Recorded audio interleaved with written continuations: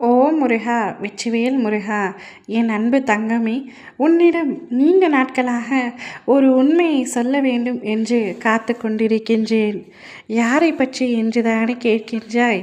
வேறு யாரை பற்றியும் அல்ல. நீ உயிராய் நேசிக்கும் ஒருவரை பற்றிய முக்கிய ரகசியம்தான் இது. நீ ஒருவரை உன்னுடைய மனதார விரும்புகின்றாய். அவரும் உன்னை விரும்புகின்றார். உன்னுடைய பெற்றோர்கள், உன்னுடைய சொந்தங்கள், நட்புகள் அனைவரை காட்டிலும் அந்த உறவு உனக்கு பெரியதாக தெரிகின்றது. யார் இல்லாமலும் இருக்கலாம்.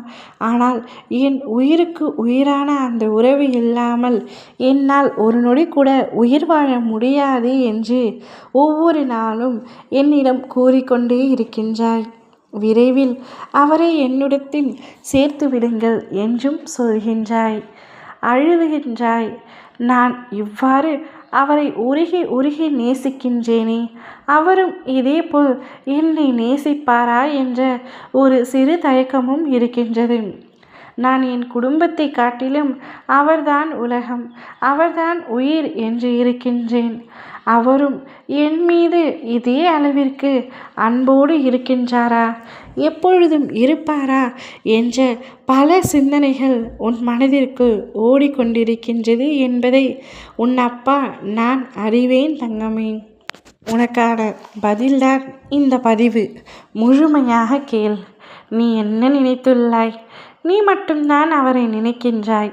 அவர் என்னை நினைப்பாரா என்று சந்தேகத்துடனேயே உன் மனதிற்குள் வைத்திருக்கின்றாய். ஆனால் அது அப்படி அல்ல தங்கமே. அவரும் உன்னை பற்றி நினைக்கின்றார். இப்பொழுது சற்று பிரிந்து தூரமாக இருக்கின்றார்.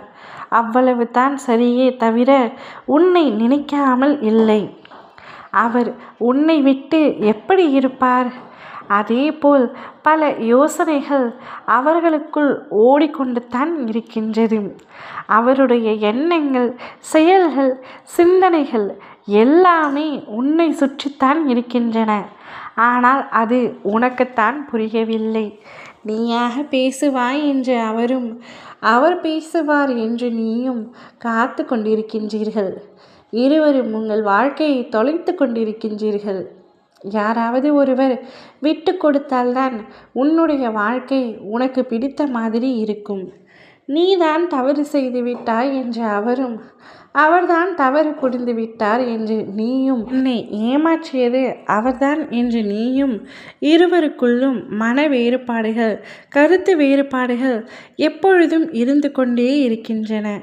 ஆனால் உண்மையாகவே உங்கள் தவறு இதில் எதுவுமே இல்லை. இருவர் மீதும் எந்தவிதமான தவறும் இல்லை. அதீத அன்பினால் பல சண்டைகள், சச்சரவுகள் வரத்தான் செய்யும். அது காலத்தின் கட்டாயத்தால் மாற்ற முடியாது. ஆனால் இருவருக்குள்ளும் உண்மையான அன்பு உள்ளது, உண்மையான புரிதல் உள்ளது. நீங்கள் இருவருமே கூடிய விரைவில் ஒன்று சேர்ந்து பயணம் செய்ய போகின்றீர்கள்.